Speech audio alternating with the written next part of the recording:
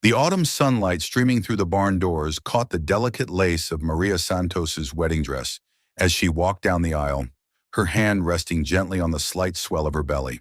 The congregation of Esperanza's finest citizens rose to their feet, smiling at the radiant bride and her handsome groom who waited at the makeshift altar, with tears of joy glistening in his steel-gray eyes. It was, by every measure, a perfect wedding. Thomas Santos stood tall and proud in his finest Western wear, a crisp white shirt beneath a perfectly tailored brown leather vest, his dark hair neatly combed and his beard trimmed to perfection. The orange marigolds pinned to his lapel matched the vibrant autumn bouquet in his bride's hands. And when Maria reached his side, the love that passed between them was so pure and powerful that several women in the congregation dabbed at their eyes with handkerchiefs. "Dearly beloved," began Reverend Morrison, his voice carrying easily through the converted barn that served as Esperanza's chapel, "we are gathered here today to witness the union of Maria Elena Santos and Thomas James Santos in holy matrimony." Maria's fingers tightened around her bouquet of orange dahlias and deep red roses, the same wildflowers that grew abundantly around their little house on the outskirts of town. She was known throughout the community as the finest healer in 3 counties, a woman whose gentle hands could coax life back into the most grievously wounded souls. Thomas was respected as an honest horse trader and occasional deputy, a man whose quiet strength and unwavering integrity had earned him the trust of every rancher and merchant in the territory. They were the kind of couple that small frontier communities treasured, hard-working, devoted to each other, and blessed with the promise of new life growing between them. The perfect example of how love could flourish even in the harsh wilderness of the American West. But as Maria gazed into Thomas's eyes and whispered her wedding vows, her mind drifted for just a moment to the weight of the secret they shared. 6 months ago, she hadn't been Maria Santos at all. 6 months ago, she'd been Elena Rodriguez, a lonely healer living in a cabin outside Deadwood Gulch, Arizona territory. And the man she was marrying hadn't been the respectable Thomas Santos, who now traded horses and kept the peace.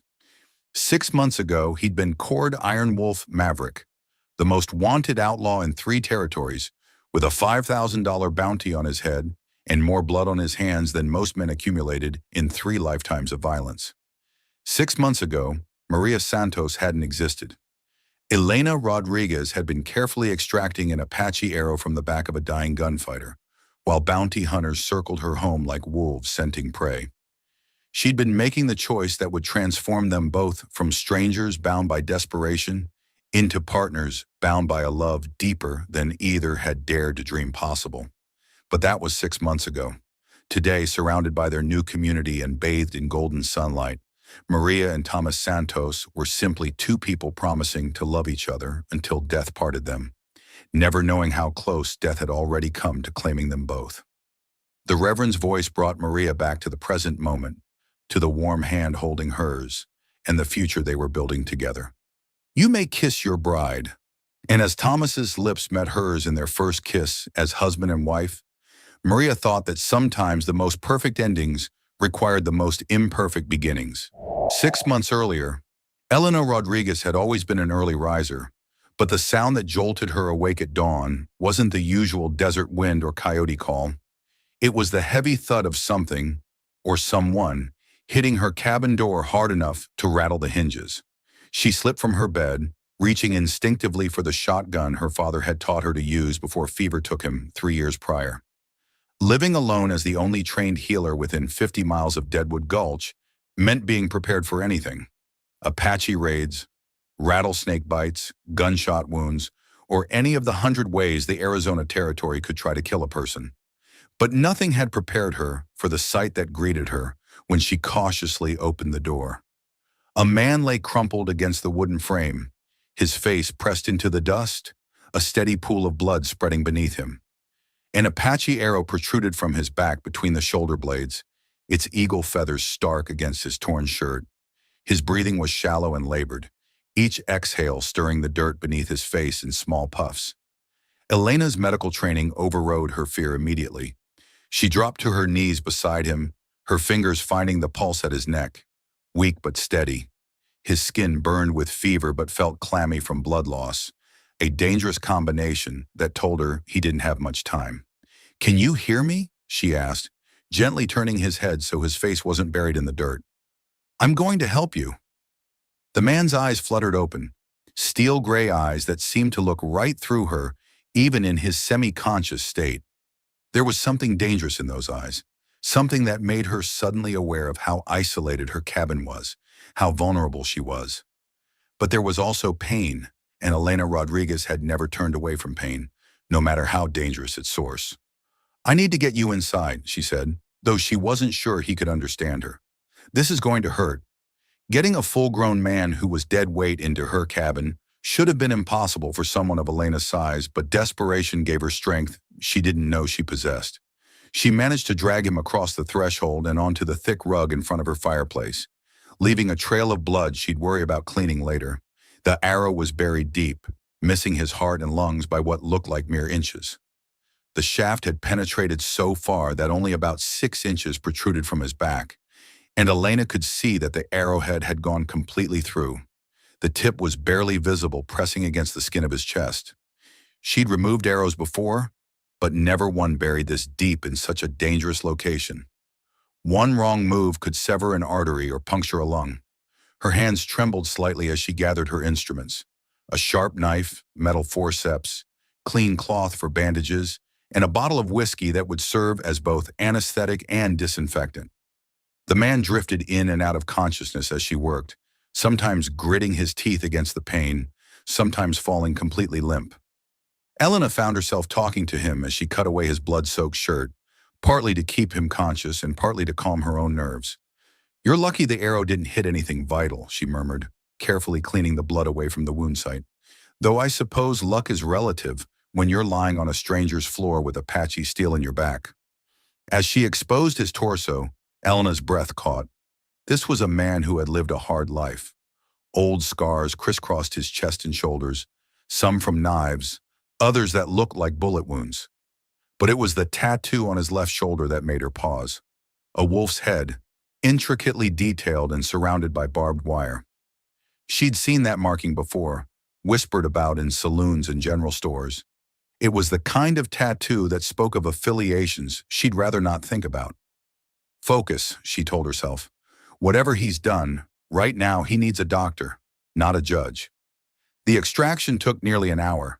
Elena had to widen the entry wound slightly to get a good grip on the arrow shaft, then carefully work it back through the tissue, watching for any sign that she was causing more damage. The man gritted his teeth and gripped the rug beneath him until his knuckles went white, but he never cried out.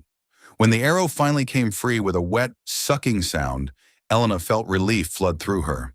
The man's breathing immediately became easier, and some of the gray pallor left his face. "The worst is over," she told him, pressing clean cloth against both wounds to control the bleeding. "Now I need to clean these out and stitch you up." The whiskey made him hiss when she poured it over the wounds, his back arching off the rug. His eyes snapped, fully alert for the first time since she'd found him. "Easy," Elena said softly. "I know it burns, but it'll keep infection away."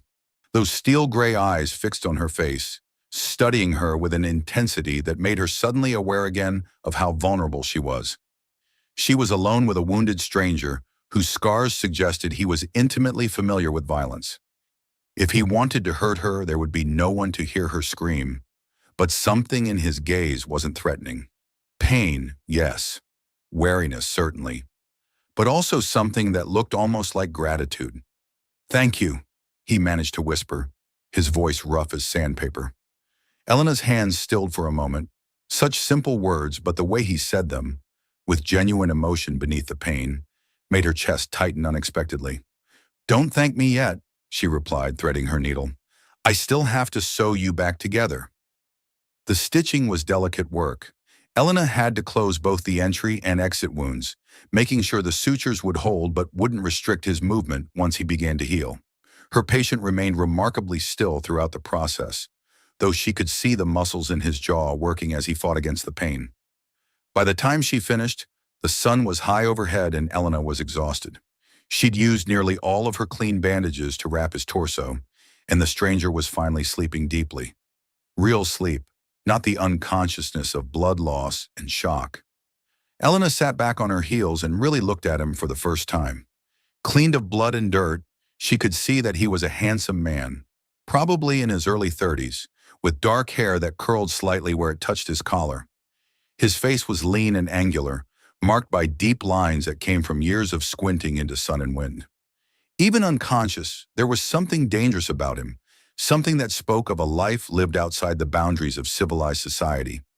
But there was also something else, a quality she couldn't quite name that made her want to smooth the worry lines from his forehead, to chase away whatever demons haunted his dreams. Elena shook her head, trying to dispel such foolish thoughts. She was a healer, nothing more. She'd patched him up, and when he was strong enough to travel, he'd move on. That was how it worked with all her patients. She cleaned up the blood as best she could and put her medical supplies away, then settled into her rocking chair to keep watch. Someone who'd taken an Apache arrow was probably being hunted, and that meant danger might be coming to her doorstep. As evening shadows began to creep across the cabin floor, Elena found herself studying his face again. He looked younger in sleep, less hard-edged and dangerous. She wondered what his story was, what had brought him to her door more dead than alive. She had no way of knowing that she was looking at the face of the most wanted man in 3 territories, or that before the week was out, her own face would be on wanted posters beside his. She had no way of knowing that the simple act of opening her door to a dying stranger would transform her from Elena Rodriguez, respected healer, into Maria Santos, outlaw's woman.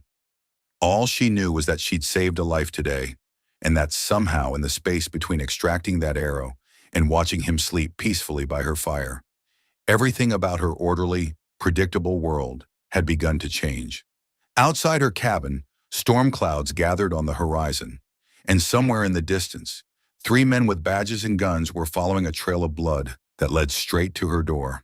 Elena woke to the sound of her patient trying to sit up, his sharp intake of breath cutting through the pre-dawn quiet.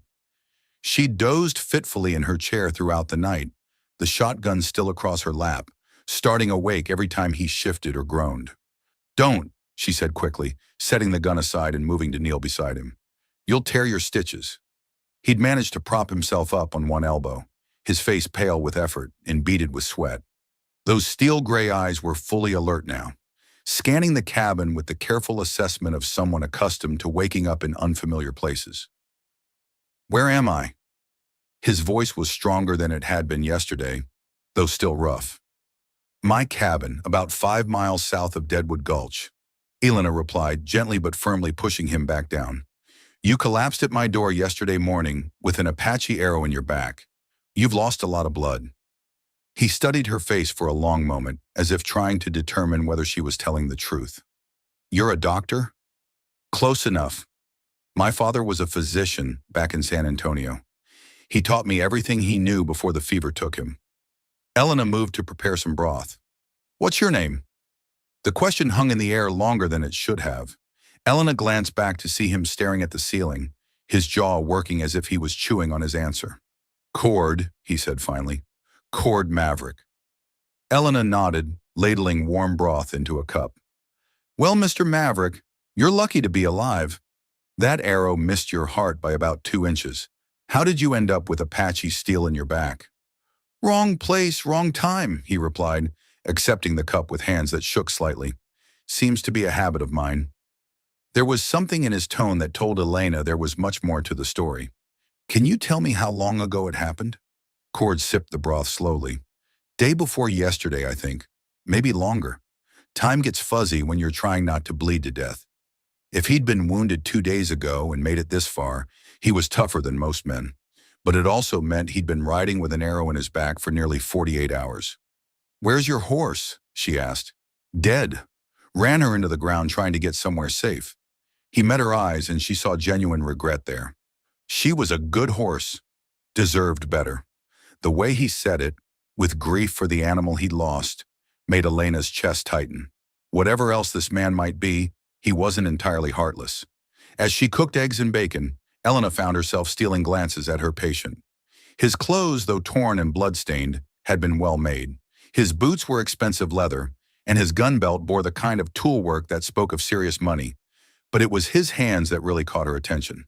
They were scarred and calloused, but the calluses weren't in the right places for a rancher or farmer. They were positioned exactly where years of drawing and firing a gun would leave their mark. Elena tried to push down the unease growing in her stomach. Plenty of men on the frontier made their living with iron on their hip. It didn't necessarily mean he was a criminal. She was setting food beside him when the sound of horses approaching made them both freeze. Multiple riders moving fast. "Expecting company?" Cord asked, his voice suddenly deadly quiet, his hand instinctively reaching for where his gun should be. Elena moved to the window and peered through the curtains. 3 men were riding hard toward her cabin, their horses lathered with sweat. She recognized the lead rider, Tom Bradley, a bounty hunter who occasionally passed through Deadwood Gulch. "Bounty hunters," she said, her mouth going dry. She felt rather than saw Cord trying to sit up again. "Elena," he said, and the way he said her name made her turn. "I need you to listen very carefully. Those men aren't here for a social visit. They're looking for someone." "Who are they looking for?" But even as she asked, Elena was beginning to understand. "Me." The simple word hit her like a physical blow. Bounty hunters only pursued men with prices on their heads. "What did you do?" she whispered. "It's complicated." Cord was struggling to his feet, ignoring her protests. "Right now, what matters is that you're in danger just by helping me." A sharp knock cut him off. "Mrs. Rodriguez?" "It's Tom Bradley. Need to have a word with you." Elena's heart hammered against her ribs. She looked at Cord, who had gone completely still, every muscle coiled like a spring. Despite his wounds, he looked like the most dangerous man she'd ever seen. "The back room," she whispered. "Hide behind the wardrobe." Cord shook his head. "I won't put you in more danger." "Go," Elena repeated firmly. For a moment she thought he might argue, but then he nodded and moved as quietly as his injuries allowed. Elena waited until she heard the soft sound of the wardrobe being moved, then opened the door. Tom Bradley was exactly as she remembered, thin and wiry with pale eyes and a scraggly beard. The 2 men flanking him looked like they'd been carved from granite. "Mr. Bradley," Elena said, keeping her voice steady, "what brings you out this way?" "Tracking a wounded man, ma'am." Dangerous outlaw name of Cord Maverick. Goes by Iron Wolf in some circles. Bradley's eyes scanned past her into the cabin. "Word is he took an Apache arrow couple days back." Elena's blood turned to ice. Iron Wolf. She'd heard that name whispered from here to California. He was supposed to be one of the deadliest gunfighters alive. "I haven't seen anyone matching that description," she managed. Bradley stepped closer. "You sure about that, ma'am?" "Man's got a $5,000 bounty on his head. Dead or alive. $5,000. Elena's mind reeled. That was more money than most people saw in 5 years. One of Bradley's companions spoke up. "Mind if we take a look around?" Elena's heart pounded. "Actually, I do mind. This is my home." Bradley's smile was like a razor blade. "Well now, ma'am, we got cause. We followed a blood trail that leads right to your door." Elena felt the world tilt. She'd forgotten about the trail Cord would have left. "I did treat someone," she admitted. "A cowhand who'd been gored by a bull. But he left yesterday evening." "Funny thing," the 3rd bounty hunter said, pulling out a piece of paper. "This here's a wanted poster. Take a look at that face." Elena's hands trembled as she took the poster. The face staring back at her was unmistakably Cord's. The text below made her knees weak. "Wanted dead or alive, Cord Iron Wolf. Maverick murder, armed robbery, cattle rustling $5,000. Reward so," Bradley said softly. "Want to try that story again?" Because lying to bounty hunters could make you an accessory after the fact. Elena stared at the poster, her mind reeling. The man she'd saved was apparently one of the most wanted criminals in the territory. Everything she thought she knew had been a lie. But even as that realization hit her, another thought surfaced. If these men found him, they would kill him. And despite everything, despite the lies and the wanted poster, Elena discovered she wasn't ready to let that happen. "Like I said," she replied, her voice steadier than she felt. "I treated a cowhand with a bull goring. Nothing more." Bradley's eyes narrowed. "We'll be watching, ma'am. And if Iron Wolf shows his face around here, That $5,000 says we'll know about it. After they left, Elena found Cord sitting behind the wardrobe, his face gray with pain and something that looked like shame. It's true, she said quietly. You really are Iron Wolf Maverick. Yes. The poster said murder, armed robbery, cattle rustling. Cord met her eyes. Elena, I need you to understand something. Those men will kill you if they think you're helping me. You should turn me in. Is it true? Did you do those things? Cord was quiet for a long moment. Then he began to speak, his voice heavy with old pain. 3 years ago, I was a deputy marshal in Tucson. Had a badge, a steady job, even a girl I was thinking about marrying. I believed in justice. His voice grew bitter. Turns out justice is only as good as the men enforcing it. Elena listened as he told her about Vincent Hardwick, about corruption and frame-ups and a system that had betrayed him. When he finished, she sat in silence, processing everything. If you're innocent, why don't you turn yourself in? Clear your name? With what proof? I'm worth $5,000 dead to anyone who brings me in. Cord shook his head. Even if I could prove my innocence, there are too many people who profit from keeping me wanted. Elena stood and began putting away her medical supplies, her mind churning. The logical thing would be to wait until dark, then signal the bounty hunters. Turn him in, collect the reward, get on with her life. But as she looked at Cord, she saw not the dangerous outlaw from the poster, but a man who'd been betrayed by the system he'd tried to serve. Those bounty hunters aren't going anywhere, she said finally. They're watching, which means you can't leave until you're healed. Elena, you don't know what you're saying. If you help me, you become an outlaw too. Elena thought about her quiet life, her reputation, the safety she'd built. Then she thought about the man before her, wounded, haunted, but still trying to protect her. Then I guess you'd better teach me how to be one. Over the next 3 days, Elena learned what it meant to live with a wanted man. Every sound outside her cabin, a horse's whinny, the crack of a branch, even the wind rattling the shutters, sent tension through both of them like electricity. Cord insisted on staying near the back window where he could watch the approaches, despite Elena's protests that he needed rest to heal properly. The bounty hunters had made camp about half a mile away, just visible through Elena's field glasses. They weren't bothering to hide their presence. Quite the opposite. They wanted Elena to know they were watching, waiting for any sign that she was harboring their quarry. They're playing a waiting game, Cord explained as Elena changed his bandages on the third morning. The wounds were healing cleanly, but he was still far from his full strength. Bradley knows I'm here, but he can't prove it, so he's hoping I'll get impatient and make a mistake. Elena carefully cleaned around the stitches, noting with relief that there was no sign of infection. How long will they wait?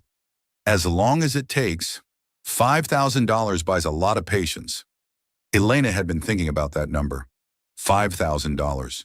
It represented more money than she'd see in years of healing, enough to buy a house in San Francisco or fund a real medical practice with proper equipment, enough to change her entire life. But every time the thought crossed her mind, she found herself looking at Cord and remembering the way he'd grieved for his horse or how he'd tried to protect her even when he could barely stand. The man she was coming to know bore little resemblance to the cold-blooded killer described on that wanted poster. Tell me the rest, she said quietly as she began rewrapping his torso, about what really happened in Tucson. Cord was silent for so long that Elena thought he might refuse. Then slowly he began to speak. Vincent Hardwick owned half of southern Arizona territory. Cattle, land, politicians. If it had value, he either owned it or controlled it. But he wanted more. There were small ranchers scattered throughout his territory, families who'd been working their land for years. Hardwick decided their property would be better served as part of his empire. Elena's hands stilled on the bandages. What did he do? Started with legal pressure, trumped up debts, tax assessments, anything to force them out. When that didn't work, he escalated. Cattle poisoned, wells fouled, barns burned. Still the families held on. Cord's voice grew harder. So Hardwick brought in professionals, gunmen who specialized in making problems disappear. And you investigated? I tried. But every time I got close to real evidence, witnesses would disappear or change their stories. The local sheriff was in Hardwick's pocket, and the territorial marshal's office was either corrupt or overwhelmed. Cord met her eyes. Then the Kellys were murdered. Elena's breath caught. The Kelly family? Irish immigrants. Good people trying to make an honest living on a patch of land they'd bought fair and square. Hardwick wanted their water rights. Cord's jaw tightened. They were found shot dead in their own home. All of them. Parents, 3 children, even the grandmother. Elena felt sick. And nothing was done? Official story was that Apache raiders did it, but I knew better. The wounds were from white men's weapons, and the attack was too precise, too targeted. This wasn't a raid, it was an execution. What did you do? Spent weeks gathering evidence. Interviewed survivors from other attacks. Tracked down one of Hardwick's gunmen, who was willing to talk for immunity. Built a case that should have sent Hardwick to the gallows. Cord's laugh was bitter. Thought justice would finally be served.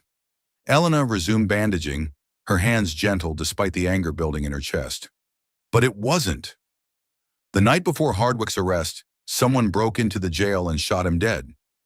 When the sheriff arrived, he found me standing over the body with a smoking gun.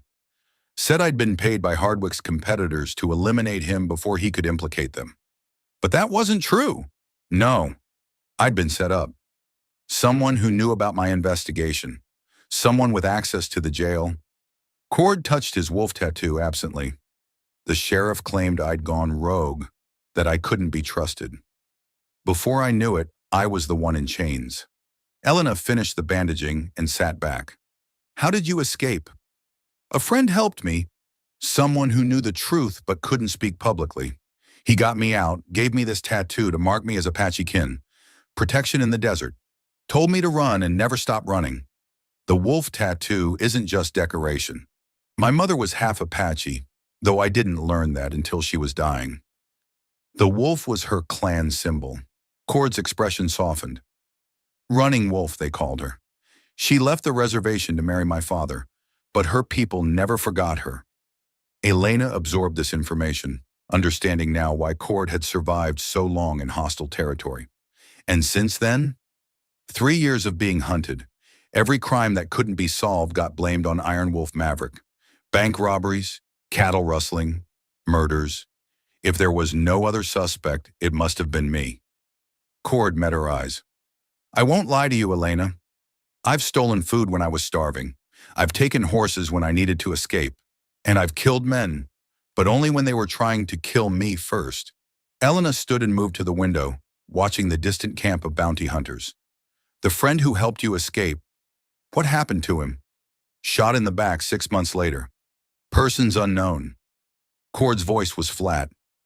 Anyone who tries to help me ends up dead or ruined. That's why you need to turn me in.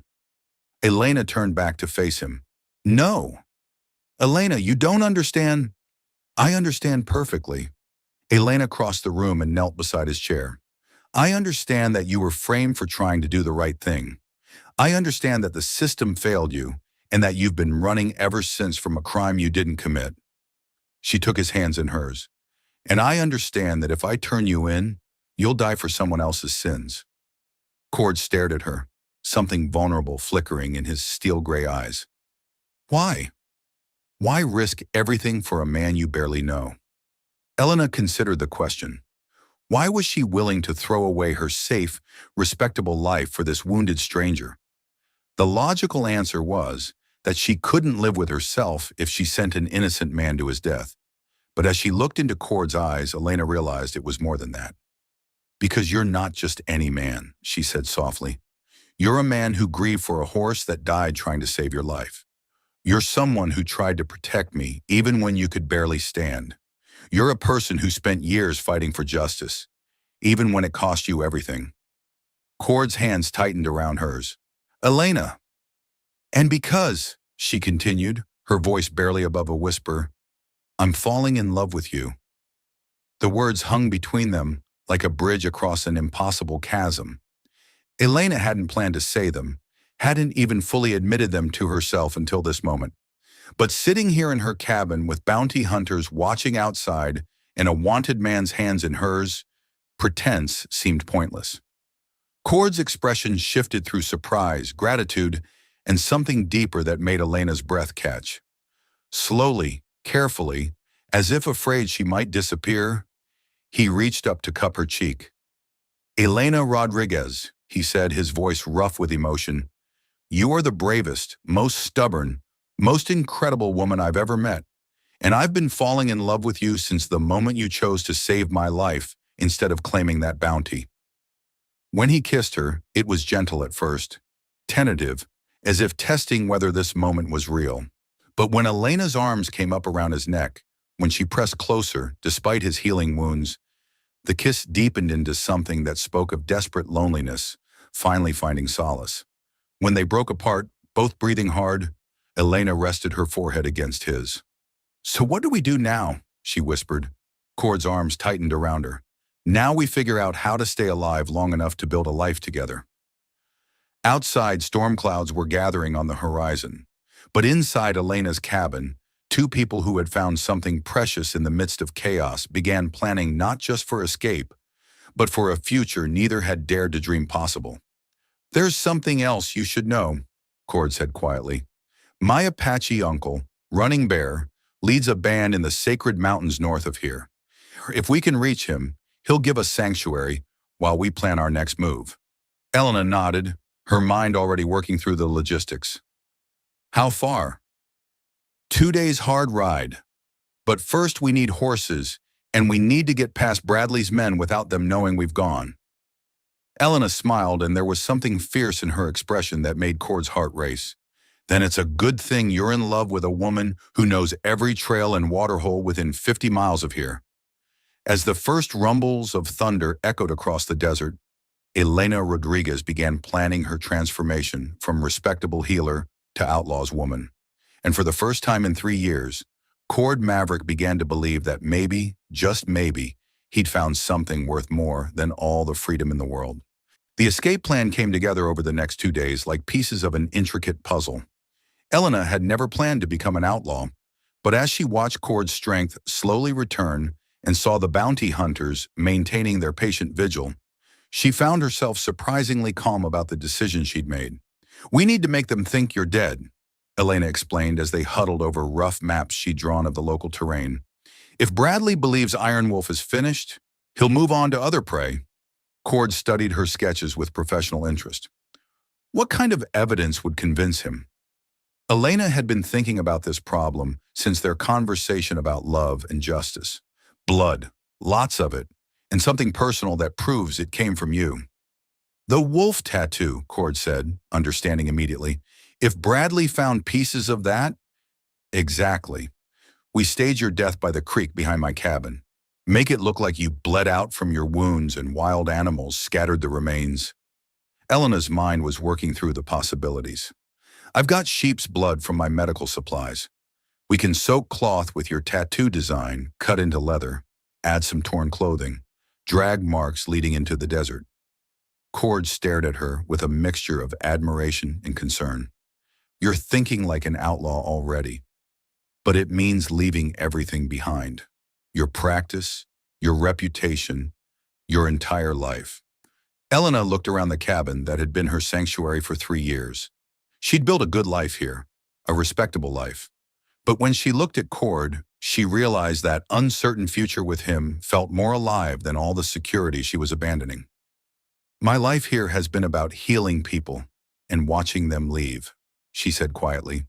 "Maybe it's time I went somewhere, instead of always being the one left behind." That night, they prepared their deception with the careful attention to detail that might mean the difference between freedom and death. Elena cut a piece of leather into the rough shape of Cord's wolf tattoo, then soaked it in sheep's blood along with strips of his torn shirt. They arranged the evidence near the creek, along with enough blood to suggest a mortal wound and drag marks that could have been made by scavengers. "Think it'll work?" Elena asked, surveying their handiwork. "Tom Bradley's good, but he's also greedy," Cord replied. "If he thinks I'm dead, he'll want proof to collect his reward." "When he finds this—" Elena nodded, then took one last look at her cabin. She'd loaded everything essential onto her horse: medical supplies, food, water, and the small amount of money she'd saved over the years. Everything else would have to stay behind. They waited until well after midnight to make their move. Elena's mare, Estrella, was a sturdy quarter horse with enough stamina for long-distance travel, though carrying two riders would slow them considerably. Cord insisted on walking for the first mile, both to spare the horse and avoid putting weight on his healing wounds.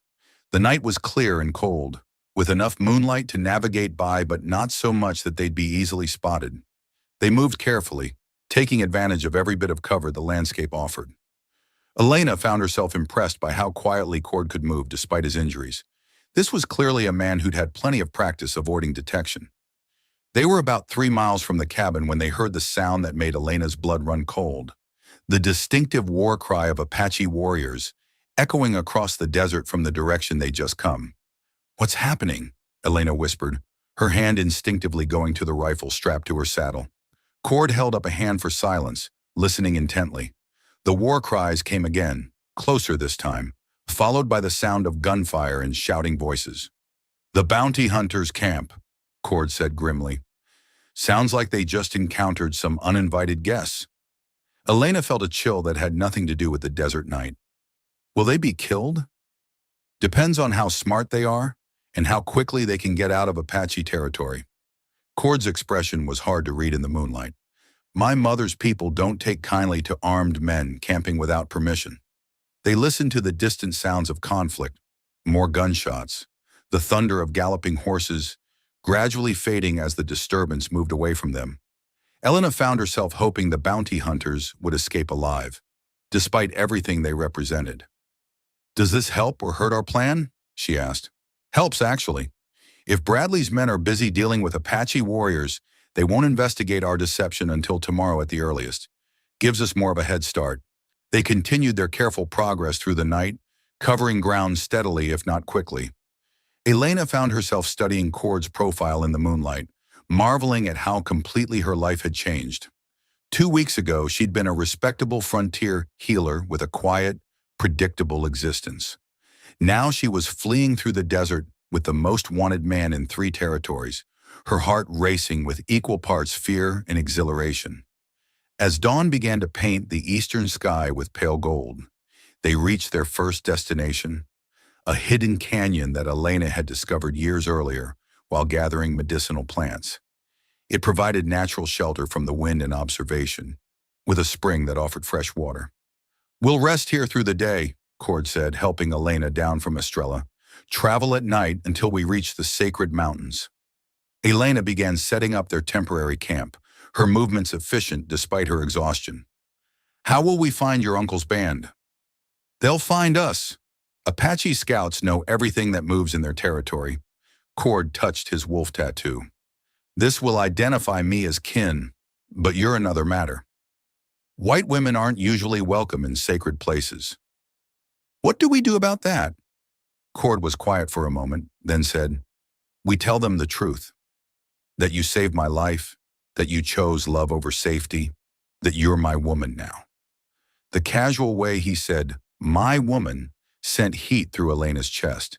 Not his property, she would never be that, but his partner, his equal, his chosen mate. "And if they don't accept me, then we'll find another way. We'll keep running until we find a place where we can be together safely."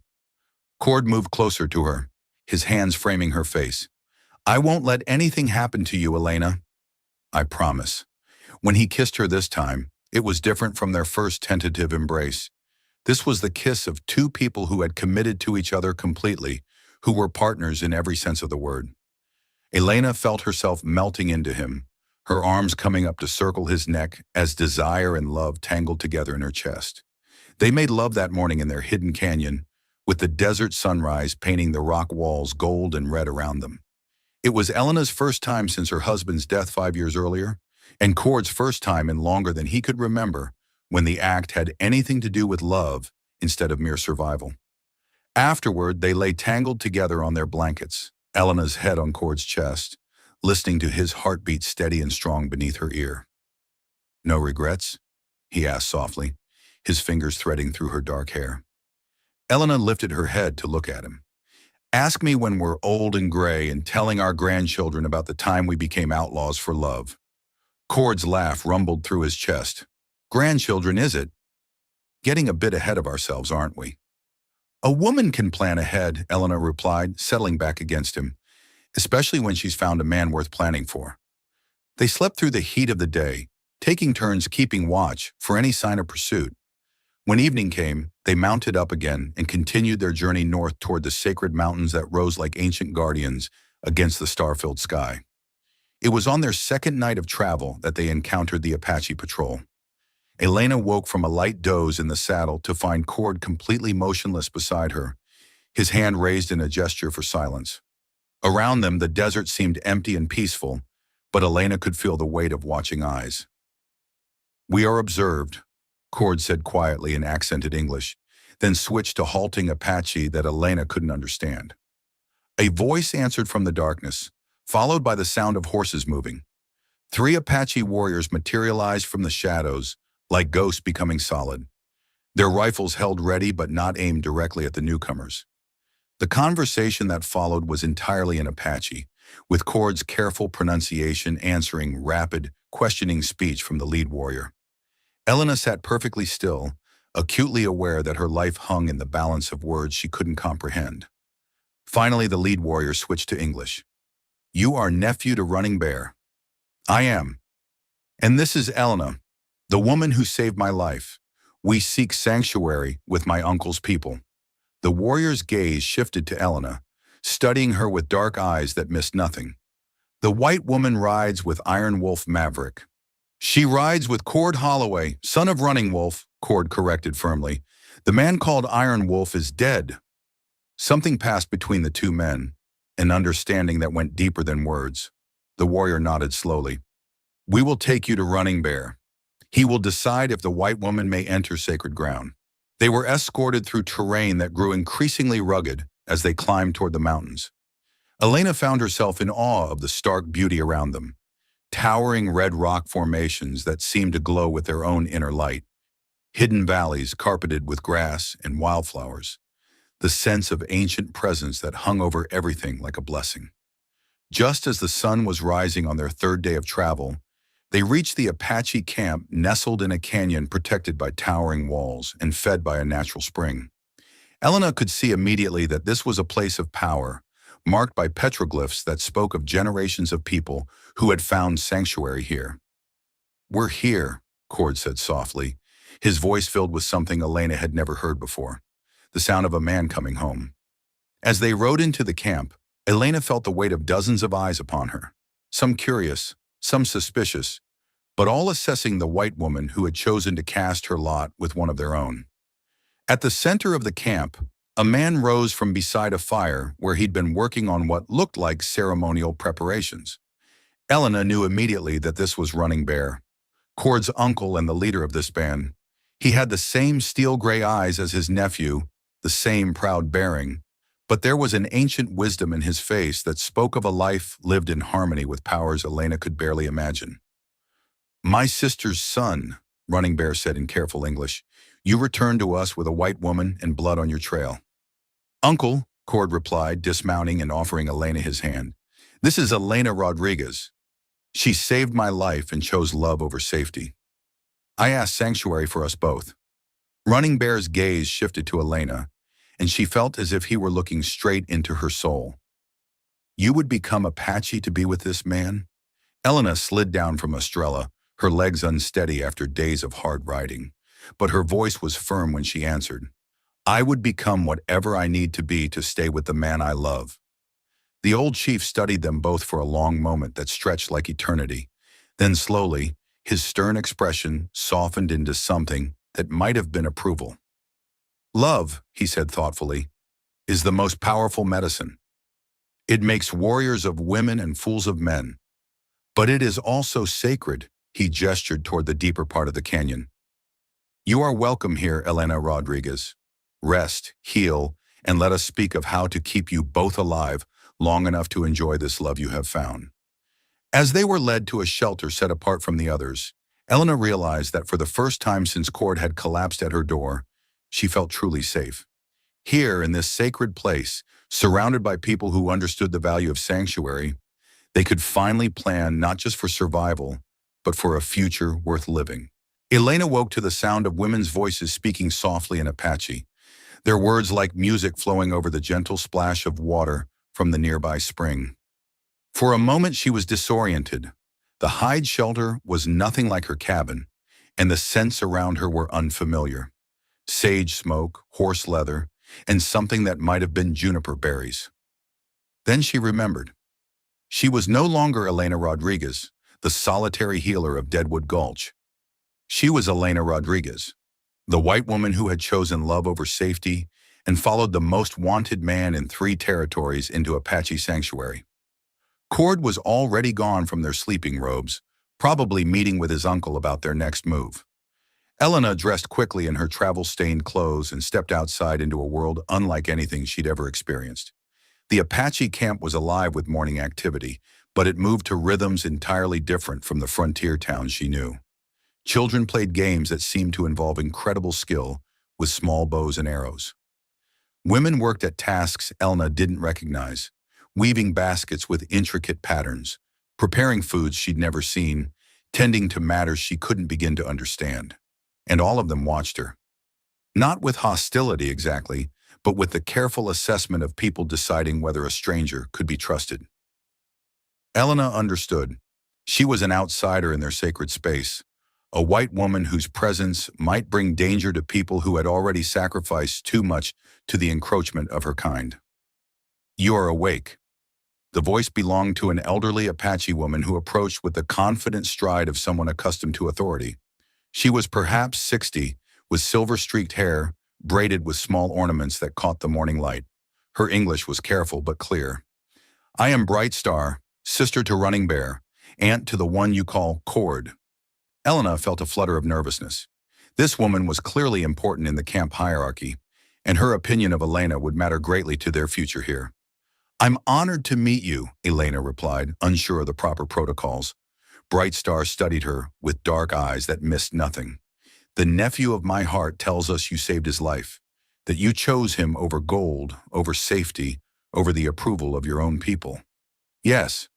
"Why?"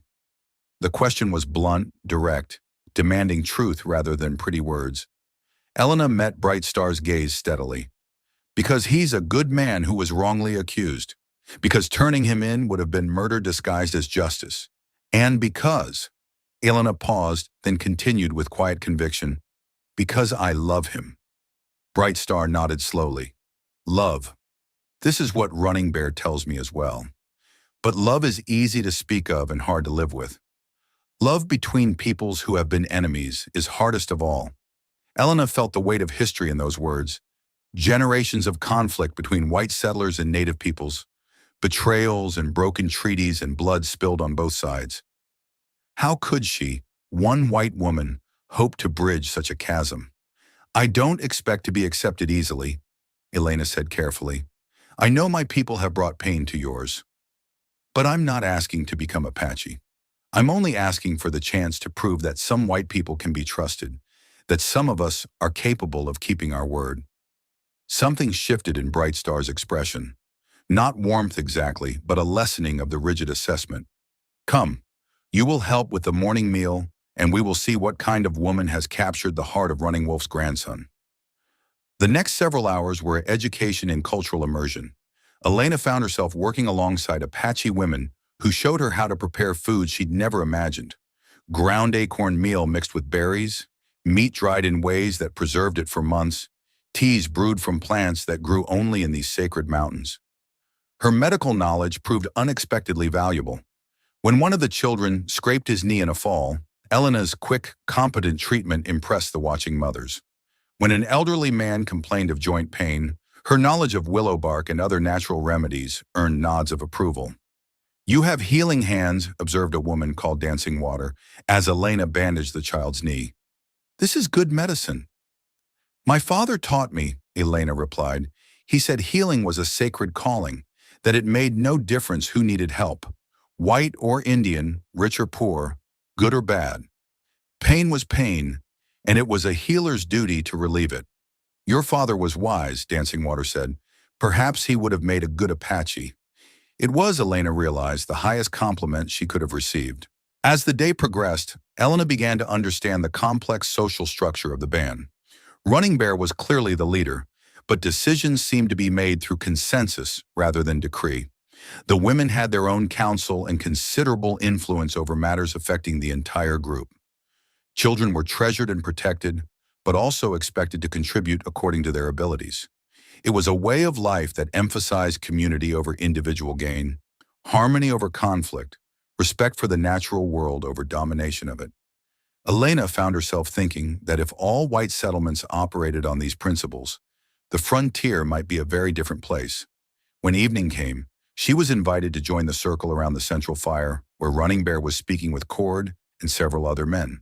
The conversation was partly in English, partly in Apache, but Elena gathered they were discussing the situation with the bounty hunters and what should be done next. "The men who hunt you believe Iron Wolf is dead," Running Bear was saying. "Our scouts report they found your false trail and accepted it. They have left the territory, seeking easier prey." Elena felt a surge of relief. Their deception had worked. "But this is only temporary safety," Running Bear continued. "There will be others. The white man's law offers much gold for your capture, and gold makes men foolish with greed." "I know," Cord replied. "Elena and I can't stay here indefinitely. We need a more permanent solution." "There is a way," Running Bear said slowly, "but it requires great courage and absolute trust." Elena leaned forward, sensing this was the crucial moment they'd been building toward. "A white lawman came to me 3 moons ago," Running Bear explained. "A deputy marshal named Wheeler. He seeks to learn the truth about the crimes you are accused of. He believes you were betrayed, framed by the very corruption you tried to fight." Cord's expression sharpened. "Wheeler came here. How did he find you?" "The same way you did, by following the old trails your mother once walked. He carries credentials from the territorial governor, and his heart speaks truth. He has been investigating the death of Vincent Hardwick for many months." Elena felt her pulse quicken. A federal lawman who believed in Cord's innocence could change everything. "What does he want?" she asked. "He wants Cord to testify about what he knew of Hardwick's crimes. In exchange, he will provide proof that Cord was framed for the murder." Running Bear's expression grew serious. "But first, Iron Wolf Maverick must die completely and convincingly. Not just to fool bounty hunters, but to fool the men who framed him." "A public death," Cord said slowly, understanding. "Witnessed and verified." "Yes, Wheeler has a plan, but it requires both of you to trust him with your lives. Literally." Elena reached for Cord's hand, their fingers intertwining automatically. "What kind of plan?" Running Bear smiled, and there was something almost wolfish in the expression. "The kind that turns the hunters into the hunted. The kind that gives you both new lives while bringing justice to the men who destroyed your old ones." Over the next hour, Running Bear outlined Wheeler's proposal. It was audacious, dangerous, and required precise timing. But if it worked, Cord would be legally declared dead, while the real criminals faced justice.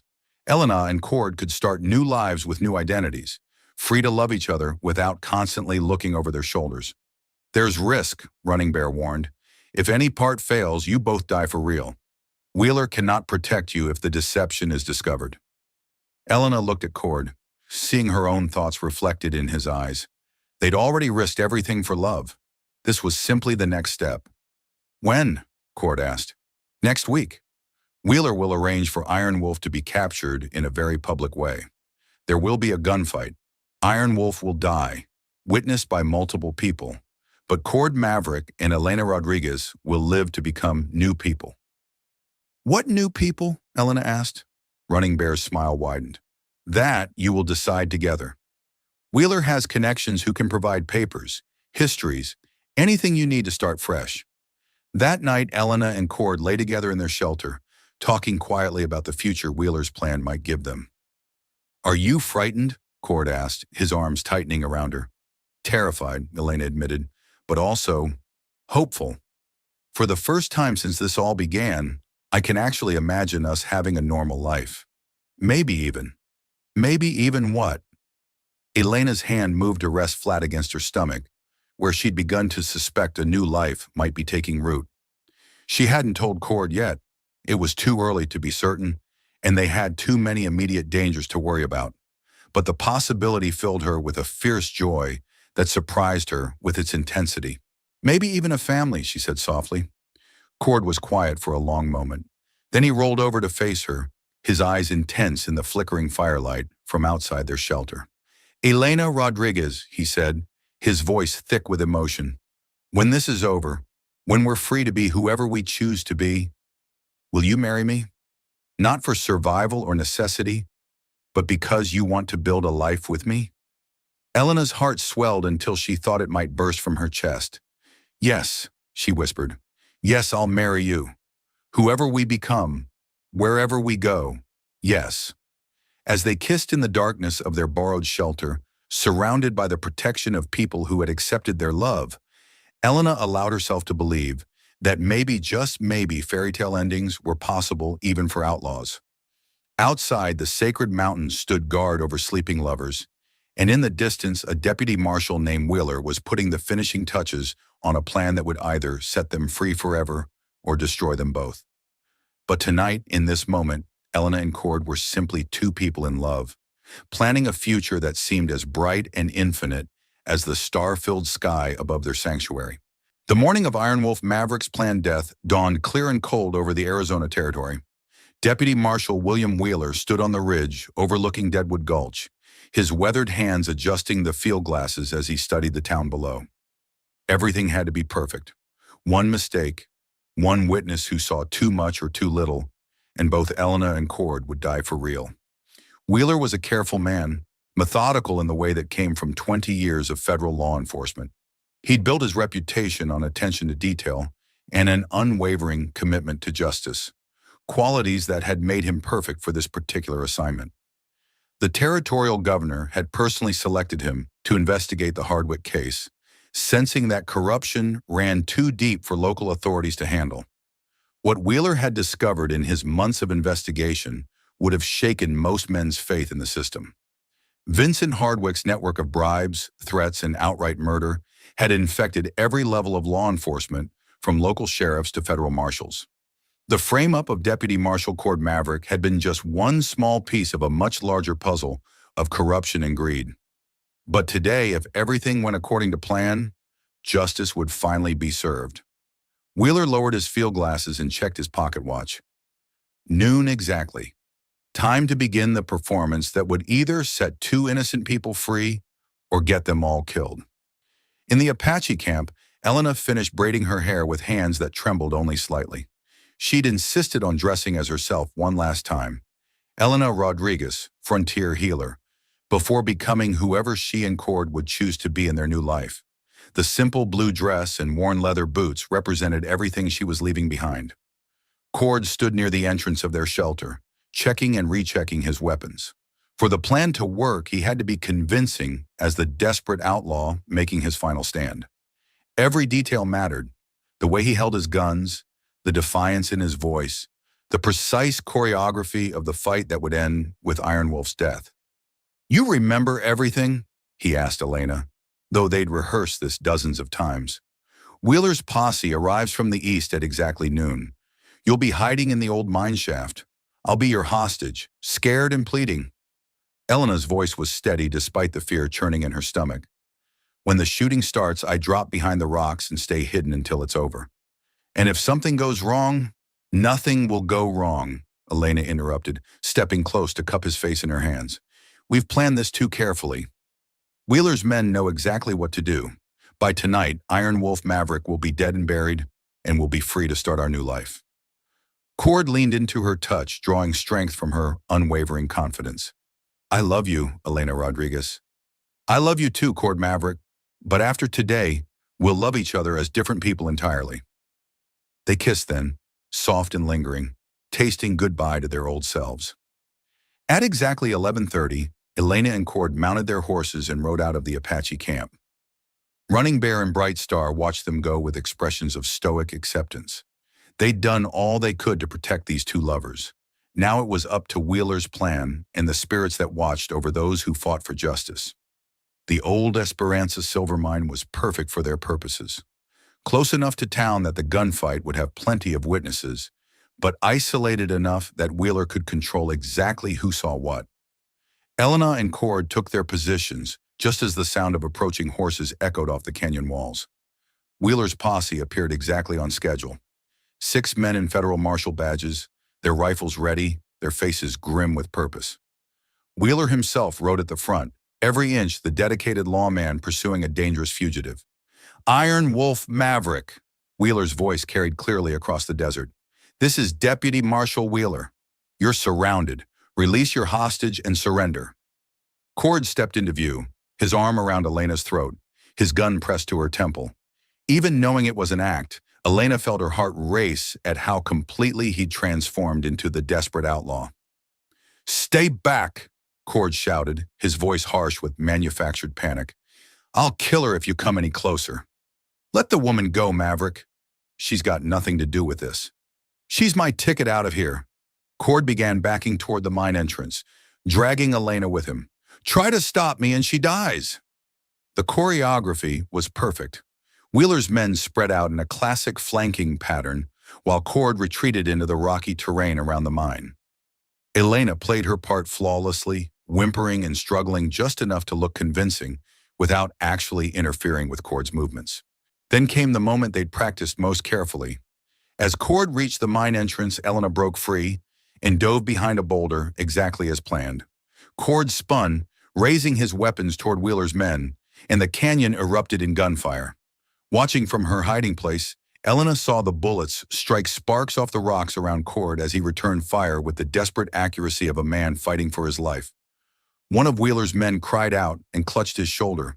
A flesh wound, carefully planned and perfectly executed. The gunfight lasted perhaps 30 seconds, though it felt like hours to Elena. Then she heard Cord's voice, weaker now, gasping as if mortally wounded.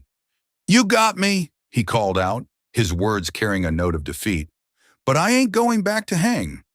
The final shot came from Cord's own gun, fired into the air, but timed perfectly with his collapse behind the rocks. To anyone watching from a distance, Iron Wolf Maverick had just taken his own life rather than face capture. Elena forced herself to remain hidden as Wheeler and his men approached the mine entrance. The marshal's voice carried clearly in the sudden silence. He's dead. Single gunshot to the head, self-inflicted. Wheeler's tone was appropriately grim. Iron Wolf Maverick won't be terrorizing this territory anymore. But Elena knew better. Hidden in the rocks behind where Cord had fallen, a narrow crevice led to an abandoned mine tunnel. Cord was already making his way through that tunnel toward their predetermined meeting point, very much alive despite being officially dead.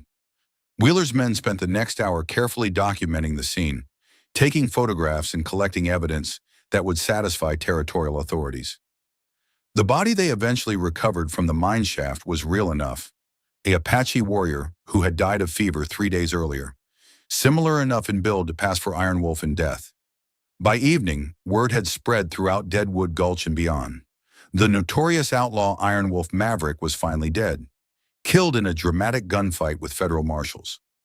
The $5,000 bounty would remain unclaimed, but the territory was safe from his depredations. Elena and Cord met that night at an abandoned line shack 20 miles from the mine, both of them giddy with relief and disbelief. They'd done it. Iron Wolf Maverick was dead, and they were free. How does it feel to be a dead man? Elena asked as they sat by a small fire, finally allowing themselves to believe it was over. Strange, Cord admitted. I've been Iron Wolf for so long, I'd almost forgotten who I was before. Now I get to find out who I can become. Wheeler arrived just before midnight, carrying saddlebags full of documentation that would transform them from outlaws into respectable citizens. Birth certificates, marriage records, property deeds, everything they needed to establish themselves as Thomas and Maria Santos, recent arrivals from New Mexico territory. The governor's people have been thorough, Wheeler explained as he spread the papers across their makeshift table. As far as anyone will know, you've been married for 2 years and are looking to start fresh in a new territory. There's even a house waiting for you in Esperanza, small town about 50 miles south, where no one will ask too many questions about your past. Elena studied the marriage certificate with wonder. Maria Elena Santos, wife of Thomas James Santos. The names felt foreign on her tongue, but they also felt like hope. "What about Elena Rodriguez?" she asked. "What happens to her?" "She died helping the notorious Iron Wolf, tragically caught in the crossfire during his final gunfight," Wheeler replied solemnly. "The official report will show that she was an innocent victim, not an accomplice. Her memory will be respected." That detail mattered more to Elena than she'd expected. The people of Deadwood Gulch had known her as a healer, someone who helped anyone who needed it. She didn't want that legacy tainted by her association with Iron Wolf. "And the real criminals?" Cord asked. "The men who framed me, already in custody. The evidence you provided about Hardwick's operation was exactly what we needed. Sheriff Morrison, Judge Blackwood, even some federal marshals. They're all going to stand trial." Wheeler's smile was grim with satisfaction. "Justice may be slow, but it's coming." 3 months later, the small frontier town of Esperanza welcomed its newest residents with the cautious warmth reserved for respectable settlers. Thomas Santos was known as an honest horse trader, an occasional deputy, while his wife Maria was quickly establishing herself as the finest healer in 3 counties. They built a good life together, these two people who had been reborn from the ashes of their former selves. Thomas Santos bore little resemblance to the haunted outlaw who had once been Iron Wolf Maverick. Maria Santos was warmer, more open than Elena Rodriguez had ever allowed herself to be. And when Maria discovered she was carrying their first child, both of them understood that this new life growing within her represented the future they'd fought so hard to claim. A future built not on the shadows of their past, but on the foundation of love that had sustained them through their darkest hours.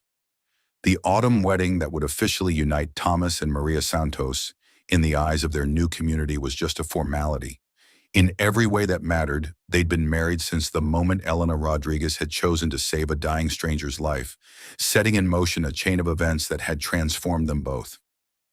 As Maria walked down the aisle of the converted barn that served as Esperanza's chapel, her hand resting on the gentle swell of her belly, she thought about the incredible journey that had brought them here.